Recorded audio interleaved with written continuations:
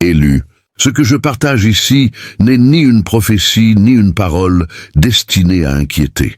C'est une invitation au réalignement intérieur, un message de paix et de conscience. Prends ces mots comme une proposition, jamais comme une obligation.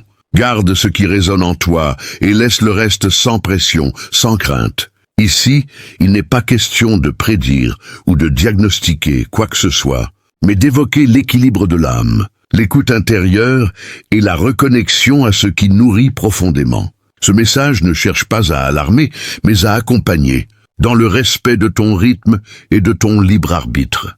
Élu, prêtez l'oreille, car aujourd'hui le voile entre le ciel et votre monde s'est levé.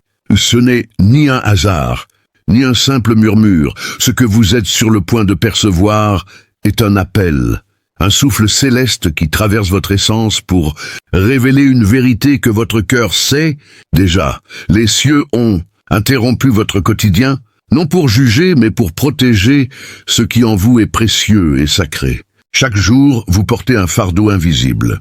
Vous l'appelez devoir, vous l'appelez adaptation.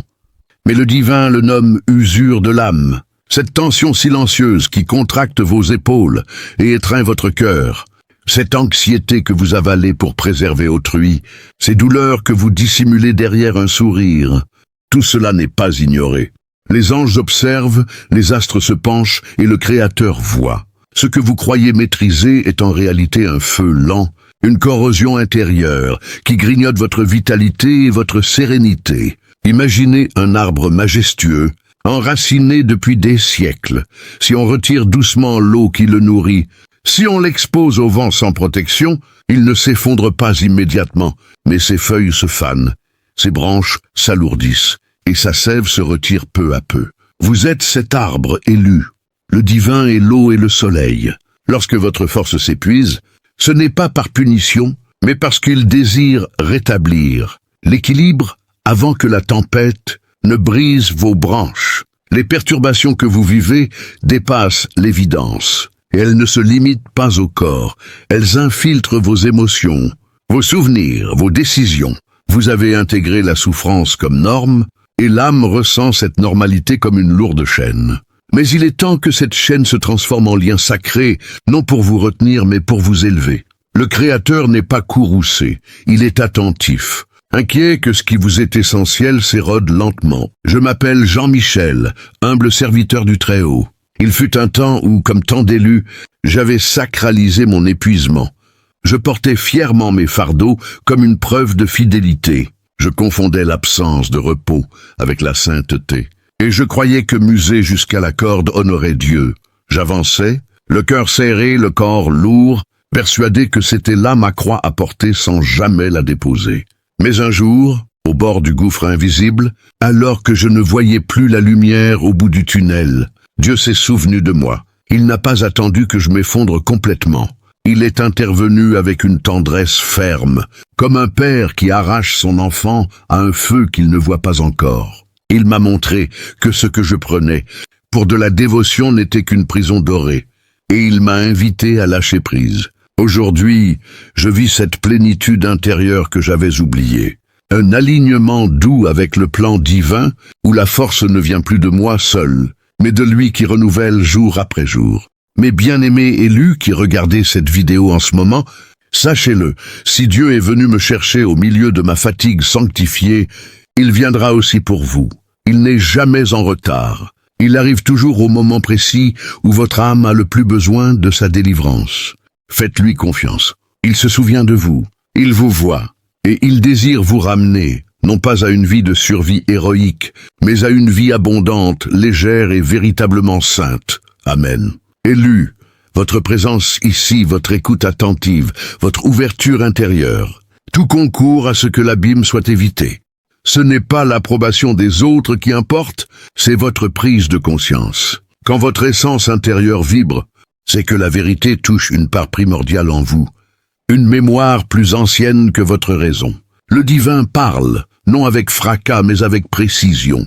Il vous guide vers une harmonie qui transcende la simple existence. Cette harmonie n'est pas un luxe. Elle est le droit inné de l'élu, la vie en abondance promise, non comme tumulte ni accumulation, mais comme plénitude et équilibre. Si ce message a touché votre cœur et réveillé en vous le désir de quitter l'épuisement sacralisé pour embrasser la vie abondante que Jésus promet, alors agissez maintenant dans la foi. Abonnez-vous à cette chaîne dès aujourd'hui. Laissez ce geste être votre déclaration silencieuse que vous choisissez l'alignement divin, la restauration et la plénitude plutôt que la survie épuisante. En vous abonnant, vous restez connecté à ces paroles qui viennent du trône pour que votre esprit demeure éveillé, fortifié et guidé jour après jour. Et dans les commentaires, écrivez cette phrase percutante qui scelle votre engagement. Je choisis la vie abondante. Dieu se souvient de moi et il vient au moment parfait. Votre Amen. Écrit ici devient un témoignage vivant, une étincelle pour les autres élus qui lisent et une semence que le Seigneur fera germer. Ne partez pas sans laisser cette trace d'espérance. Le Très-Haut vous voit, il vous appelle. Répondez-lui par l'action. Abonnez-vous, commentez et que la grâce vous enveloppe abondamment. Amen. Chaque acte de soumission consciente, chaque geste discret d'alignement sur votre vraie nature, chaque ajustement vers l'existence authentique est une semence enracinée en vous. Même vos pauses silencieuses, vos réflexions intimes, vos choix de préserver l'essentiel, tout cela nourrit une régénération profonde. Le souffle retenu avant de parler, ce moment où vous choisissez la paix plutôt que la réplique, est un rituel silencieux de purification. L'inquiétude que vous transformez en prière ou méditation devient une lumière qui éclaire votre trajectoire invisible. Le pardon discret que vous accordez à ceux qui vous ont blessé est comme un baume mystique, refermant des plaies que le temps seul ne cicatriserait pas. Élus, sachez-le, ce que vous vivez n'est pas un hasard. Chaque moment de tension, chaque lutte intérieure, chaque ajustement discret est un témoignage de votre alliance avec le divin. Vous n'êtes pas en retard. Vous êtes exactement là où vous devez être, à la croisée des chemins, entre usure et renaissance, entre survie et plénitude. Et lorsque vous saurez intégrer cette vérité, votre essence vibrera d'une lumière que même les cieux contemplent avec admiration. Élus, prêtez une attention totale, car les royaumes supérieurs réagissent aux germes de votre décision silencieuse. J'opte pour l'existence. J'opte pour la rénovation. J'opte pour le retour à l'intention originelle. Les cieux ne restent jamais impassibles face à ce choix. Restez vigilants. Ne vous détournez pas alors que la netteté s'installe et que la vérité se précise. Ce qui se déploie devant vous n'a pas pour but de vous blâmer, mais de vous affranchir. Des éléments vous sont invités à lâcher, des habitudes à abandonner, des charges qui n'ont jamais été destinées à votre essence originelle. Le Seigneur intervient avant que la fracture ne survienne, non pour provoquer la peur, mais pour préserver ce qui est vital. Aucune guidance corrective n'apparaît plaisante sur le moment. Elle semble dure, intransigeante, presque douloureuse. Pourtant, elle porte en elle un fruit de droiture et de tranquillité qui se révélera plus tard, lorsque vous comprendrez pourquoi ce moment précis ne pouvait être ni plus tôt ni plus tard. Homme élu, sachez que le divin ne s'insère jamais dans une existence sans motif. Lorsqu'il intervient, c'est qu'un aspect sacré de votre être est en péril. Il ne s'agit ni de votre rendement, ni de votre apparence, ni de vos capacités. C'est votre profondeur intérieure qui est en jeu. Les cieux ne précipitent rien, mais ils réagissent avec précision. Le Créateur s'immisce là où la ténacité se transforme insidieusement en affaiblissement, là où la vigueur devient un simple mode de survie et où cette survie exige un tribut trop lourd pour votre essence. Extérieurement, cette irruption peut sembler discrète, mais spirituellement elle est impérative. Une frontière est posée car ce que vous avez enduré, silencieusement commence à prélever davantage que ce que cela n'apporte. Vous avez fait preuve d'une robustesse excessive, d'une loyauté prolongée et d'une fermeté ininterrompue. Ce que le Seigneur révèle n'est pas visible pour autrui. Cela se cache sous la régularité, sous l'apparence de celui qui persévère. Mais c'est une détérioration intime, une lassitude sourde qui imprègne l'esprit, un resserrement progressif du souffle vital lorsque les oppressions sont normalisées plutôt que guéries. Vous avez assimilé l'ajustement, le maintien des fonctions, La poursuite, malgré l'engourdissement de certaines parties de vous-même, Telmart affairé et dévoué, tandis qu'un essentiel demeurait inaperçu. Vous avez persévéré dans le service alors que votre monde intérieur se tendait. Nul n'a questionné votre résilience, mais le divin a discerné le prix payé. Vous tenez encore debout, mais de manière incomplète. En mouvement, mais pas pleinement vibrant. Croyant toujours, mais las au-delà des mots. Voilà le danger de la persévérance prolongée sans régénération. Elle maintient l'existence tout en asséchant la gaieté, elle sauvegarde la conviction tout en amoindrissant la quiétude. Elle soutient l'édifice alors que ses bases s'amenuisent en silence. Et le Dieu qui scrute les cœurs vous contemple et déclare « suffit ». Non par irritation, mais par sollicitude. Non comme verdict, mais comme délivrance. Car ce qu'il prévoit pour vous n'est pas une existence minimale, mais une complétude encore inexploitable. Avant de poursuivre, suspendez le temps, amez-lu. Ce n'est pas une phase anodine. Si ce message vous paraît impérieux, c'est qu'une révélation s'accomplit à présent. Halte, prenez un intervalle serein pour vous ancrer totalement. L'Écriture trace une démarcation claire. Le destructeur n'apparaît que pour voler, détruire et ravager. Je suis venu afin qu'il possède la vie en plénitude. Ce n'est pas une opposition lyrique, c'est une séparation mystique. Tout ce qui érode votre calme, aspire votre vitalité, comprime votre allégresse ou brise. Votre sphère intime ne provient pas du divin. Même si vous vous êtes adapté, même si vous avez opéré au sein de cela, les cieux interviennent. Car la persistance seule n'a jamais été l'héritage déposé sur votre chemin. La plénitude est votre droit, et le Seigneur rejette que vous renonciez progressivement à ce que le Christ a acquis par son sacrifice. Chaque décision consciente, chaque geste discret d'alignement avec votre essence, chaque abandon de ce qui ne vous appartient, pas est une semence spirituelle enracinée en vous. Même vos moments de silence, vos méditations intimes, vos pardons silencieux nourrissent une régénération profonde. Vous êtes exactement là où vous devez être, à la croisée des chemins entre survie et plénitude, entre endurance et renaissance. Et lorsque vous intégrerez cette vérité, votre lumière intérieure vibrera avec une intensité que même les cieux contemplent avec admiration. Si ce message a allumé une flamme dans votre esprit et que vous ressentez l'appel urgent du Très-Haut à briser les chaînes de l'épuisement déguisées en sacrifice pour plonger dans la vie abondante que Jésus a conquise pour vous, Jean, tin.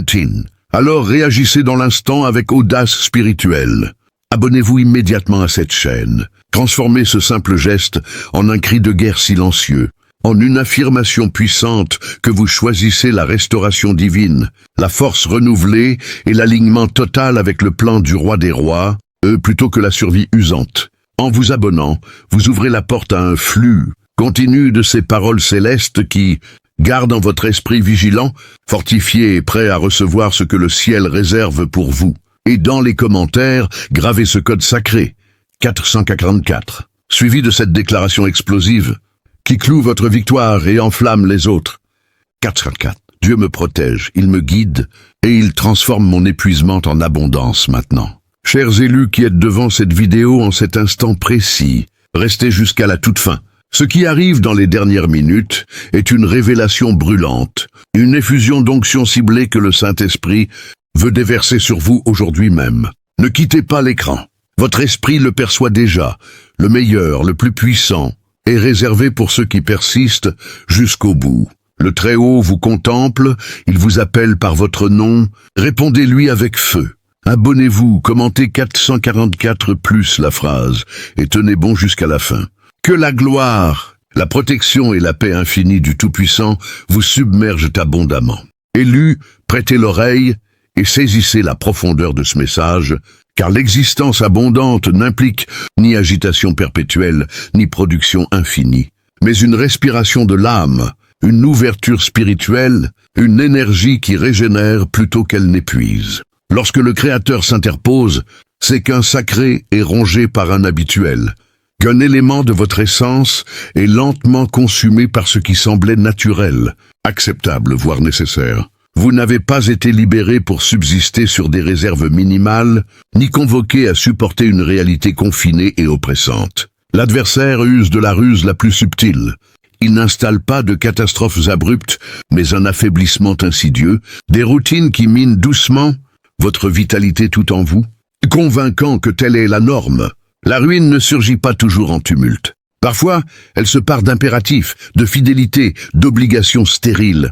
Samson n'a pas vu sa puissance disparaître dans un clash, mais par une capitulation progressive à ce qui émoussait sa vigilance. Et lorsque la perte devint manifeste, elle s'était insinuée depuis longtemps. Voilà pourquoi cet instant prime, car la plénitude n'est pas tonitruante mais délibérée. Et ce que le divin accomplit n'est pas théâtral pour impressionner, mais résolu pour protéger. Vous êtes invité à quitter la simple survie pour regagner la totalité, destiné à imprégner votre parcours. Ce qui vous mine pourrait ne pas sembler dangereux. Il pourrait même paraître bénéfique, honoré, célébré. Puisque cela n'effraie pas, vous l'avez intégré. Puisque cela ne semble pas fautif, vous le justifiez. Puisque c'est devenu routinier, vous cessez d'en mesurer le tribut. Ce qui sape discrètement votre vitalité se camoufle souvent en devoir, habillé de mots évoquant maturité, engagement et nécessité. Cela pourrait ressembler à incarner l'infaillible. Celui qui répond toujours présent, assume les charges, absorbe les tensions pour soulager autrui, imitant une loyauté dépassée. Persister en lieu que le divin a déjà libéré, tolérer des contextes à déposer, défendre les autres en s'oubliant soi-même. Cela peut mimer l'aspiration et confondre impératif avec vocation. Cela peut se parer de piété, de service incessant, d'offrandes silencieuses, d'une existence épuisée rebaptisée zèle, d'une lassitude prise pour soumission. Mais lorsqu'un facteur commence à vider votre quiétude, briser vos pauses, perturber vos affects et éteindre votre flamme intérieure, il outrepasse. Peu importe son apparence vertueuse, peu importe les louanges, le coup excède ce que votre essence peut supporter. L'Écriture n'effleure pas cela. Elle alerte clairement, veille sur ton cœur, car de lui jaillissent les sources de la vie. Quand le cœur s'appauvrit, tout le reste pâtit, la perspective s'obscurcit, le jugement s'émousse, la joie s'effiloche. Le Seigneur ne vous somme pas de vous immoler pour le devoir. Il vous exhorte à défendre ce qu'il a implanté en vous, car l'obligation n'était pas destinée à devenir ravageuse. Aujourd'hui, un aspect jadis louable se révèle dans sa dérive lente. Nombre d'entre vous saignent intérieurement tout en maintenant les apparences. Vous souriez, agissez, poursuivez vos tâches. Mais au fond, votre essence vitale s'écoule imperceptiblement. Le cœur ne se protège pas par de nobles intentions seules. Il se défend par des frontières, par des haltes, par une sagacité qui anticipe avant les blessures. Quand le cœur est délaissé, les actions les plus pures se muent en vidange plutôt qu'en régénération. Vous vous persuadez, je me régénérerai ultérieurement, après cette phase, une fois les autres sécurisés, quand la contrainte s'allégera. Le divin comprend la lourdeur qui vous accable, les pressions qui vous assaillent, la crainte de frustrer ceux qui comptent sur vous. C'est exactement pourquoi cette alerte surgit maintenant. Ce n'est pas une réprimande, c'est une grâce. Le Créateur met au jour l'usure voilée avant l'irréversible. Il vous invite à préserver ce qu'il chérit le plus en vous, votre cœur. Âme élue, accueillez cela sans résistance. Le stress dépasse la simple surcharge affective ou cognitive. C'est un signal mystique, un retour de l'âme, indiquant un désalignement, une voix profonde affirmant « Je ne suis pas fait pour cela ». Quand le stress persiste, il ne témoigne ni de dévouement ni de loyauté, mais que vous assumez des charges qui ne vous appartiennent pas. Les cieux emploient souvent l'inconfort comme indicateur précoce, révélant un déséquilibre bien avant la chute. C'est la sauvegarde qui s'exprime, non la critique. Le Christ l'a dit clairement. « Venez à moi, vous tous qui êtes fatigués et chargés, et je vous donnerai du repos. » Il n'a pas dit « gérez-le ». Et ni « supportez en silence », ni « soyez plus résilients ». Il a dit « venez, élus, écoutez profondément, car cette offre révèle l'affection divine pour vous. Le repos n'est pas une gratification après l'épuisement, mais un don que l'on reçoit par abandon. L'appel n'est pas à mieux maîtriser la charge, mais à la confier intégralement au Créateur. Beaucoup ont imploré avec sincérité, prié avec ferveur, cru intensément, et pourtant, ils ont retenu ce que le divin demandait de libérer. Vivre comme si tout reposait sur soi engendre une supplication, sans lâcher prise. Et cette retenue nourrit l'amertume, car la confiance est exprimée, mais l'autonomie exercée. Le Seigneur perçoit vos invocations, mais aussi votre refus de déposer ce fardeau. Tant que vous saisissez ce qui doit être remis, le stress perdure. La sérénité n'émerge pas en exigeant l'aide pour dominer la vie, mais en renonçant aux dominations. Le Créateur ne vous a pas désigné comme origine, il vous a lié à l'origine. Tenter de régir chaque issue, assumer chaque attente, unir tout, entraîne l'épuisement non par fragilité, mais par sortie de l'harmonie divine. Le stress n'est donc pas un échec. C'est un signal clignotant. La grâce qui vous rappelle à la reliance au plan originel, au lieu où le divin assume ce que vous n'étiez pas censé porter seul. L'Écriture ne sépare jamais l'âme du corps, car vous êtes une entité unifiée. Ce qui affecte l'intérieur finit toujours par influencer l'extérieur, et ce qui est ignoré spirituellement s'exprimera dans le corps. Rien en vous n'est isolé. La parole affirme sans ambiguïté, un cœur réjoui guérit comme un remède, mais un esprit brisé dessèche les eaux. La joie n'est pas futile, elle est thérapeutique. Le deuil prolongé, non soigné, ne reste pas confiné à l'âme. Les contraintes, les peines, les oublis affectifs se déplacent et s'ancrent dans les nerfs, les tissus, la respiration, la force physique.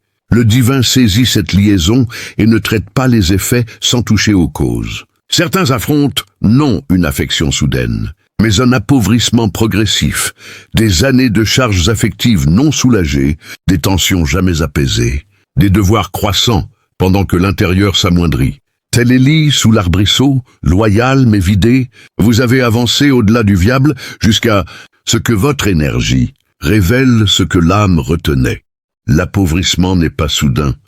Il s'amasse comme un sédiment de dons, de services, de tolérance, de survie, sans régénération. Votre corps ne vous trahit pas. Il dialogue. Il manifeste ce que l'âme n'a pas pu énoncer.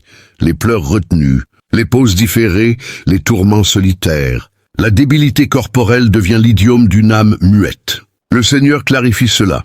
Il aspire à régénérer à la source, non à pallier superficiellement. Il dédaigne le calme passager qui laisse l'origine intacte. La régénération authentique commence là où l'oubli a germé. Le divin vise à raviver la joie, restaurer la paix, relancer l'intérieur pour que le corps ne porte plus seul. Quand l'âme est nourrie, le corps s'aligne et la vie s'harmonise. Pourtant, beaucoup ont appris que l'offrande incessante incarne la pureté, que la fatigue témoigne de docilité, que l'épuisement symbolise la loyauté. Cette notion est fausse. C'est une altération. Le Créateur n'a jamais prévu que la ferveur ruine son contenant. L'offrande scripturaire n'est jamais autodestruction. Elle est capitulation sage. Lorsque l'offrande se transforme en appauvrissement persistant, l'harmonie s'égare. Le divin n'évalue pas la loyauté par le vide intérieur, mais par la vie fidèle au plan qu'il a déclaré parfait dès l'origine. L'Écriture déconstruit le mythe de la fatigue comme sacralité à travers l'exemple d'Élie, une des voix oraculaires les plus intenses, confiées à la parole divine. Il ne s'effondra pas par révolte ni scepticisme, mais parce que son humanité atteignait ses limites. L'effroi et la fatigue l'ont submergé, et lorsqu'il céda au fardeau, le divin ne l'incrimina pas, ne le jugea pas, ne requit pas plus de vigueur. Les cieux ne l'ont pas considéré fragile, ils ont identifié l'épuisement. Cela importe, car cela illustre la vision divine des affaiblis. Dans 1 Roi 19, le Créateur désigne le mal précisément, non l'insoumission, non le doute, mais la lassitude. Avant de rectifier, guider ou restaurer sa vocation, il régénéra l'individu, lui offrit sustenance, permit le repos, forgea un espace de recouvrement. Ensuite, seulement fortifié, le divin reprit sur la tâche et le sens. Cette séquence est voulue, précise, originale, régénération avant action, soin avant mission, cœur restauré avant service. Élu, après le repos vient la réorientation, non comme une injonction extérieure, mais comme un réalignement silencieux qui s'opère au plus profond de l'être. Lorsque l'âme cesse enfin de lutter pour soutenir ce qui n'était pas sien à porter, un espace sacré se crée. Dans cet espace, le divin ne parle pas fort. Il n'impose pas, il réordonne. C'est ici que beaucoup se troublent, car ils s'attendaient à une réponse spectaculaire, à un changement immédiat de circonstances, alors que le Créateur commence par déplacer l'intérieur. La régénération authentique ne débute jamais par l'agitation, mais par une clarté nouvelle. Vous commencez à discerner ce qui vous nourrit réellement et ce qui vous siphonne, ce qui vous élève et ce qui vous maintient en apnée. Ce discernement n'est pas intellectuel, il est viscéral. Vous le sentez dans votre respiration qui s'approfondit quand vous êtes à votre juste place et qui se raccourcit dès que vous retournez dans ce qui vous use. C'est ainsi que le divin enseigne désormais, par résonance intérieure plutôt que par contrainte extérieure. Beaucoup d'élus ont cru que la volonté divine se reconnaissait à la difficulté, à l'effort constant, à la pression ininterrompue. Mais ce n'est pas l'effort qui authentifie l'appel, c'est la vie qui le libère. Là où le divin est pleinement présent, même le sacrifice porte une paix secrète. Là où l'âme est déplacée, même la réussite laisse un goût de vide. À ce stade, certains ressentent une inquiétude subtile, non parce que le mal approche, mais parce que l'ancien équilibre se dissout.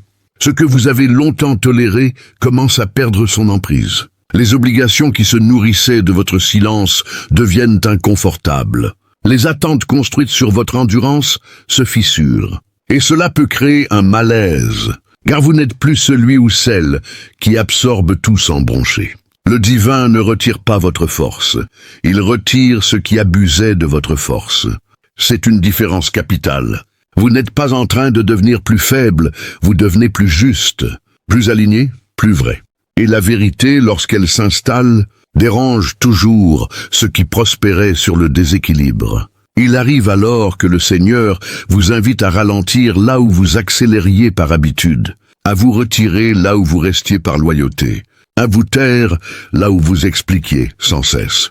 Ce n'est pas une fuite, c'est une restitution de pouvoir intérieur. Car tout ce qui exige que vous vous annuliez pour subsister n'est pas un appel, mais une ponction. L'Amélu n'a pas été façonné pour être une source sans cesse exploitée, mais un canal relié à une source inépuisable. Tant que vous donnez sans recevoir, vous fonctionnez en circuit fermé. Et aucun être vivant ne survit longtemps ainsi. Le divin rétablit le circuit. Il reconnecte. Il rappelle que vous n'êtes pas le point final, mais le point de passage. À mesure que cette reconnexion s'approfondit, un phénomène subtil apparaît. La culpabilité commence à perdre sa voix. Cette culpabilité qui vous murmurait que vous deviez toujours faire plus, prouver davantage, compenser sans fin. Elle se dissout à la lumière d'une vérité simple. Vous êtes déjà légitime dans le repos, déjà autorisé à respirer, déjà digne sans performance. Ce n'est pas l'inaction qui est demandée, mais l'action juste, celle qui ne se fait plus contre vous-même. Vous découvrez alors que certaines fatigues disparaissent sans que les circonstances aient changé. Parce que ce n'était pas la charge qui vous écrasait, mais la résistance intérieure. Lorsque l'âme cesse de lutter contre ce qu'elle sait profondément, l'énergie revient, non comme une excitation fébrile, mais comme une stabilité nouvelle. C'est ici que le divin commence à restaurer la vision. Une vision dépouillée de la peur de manquer, de la peur de décevoir, de la peur de perdre sa place. Vous comprenez que ce qui vous est destiné ne peut être volé par le repos, ni détruit par le ralentissement.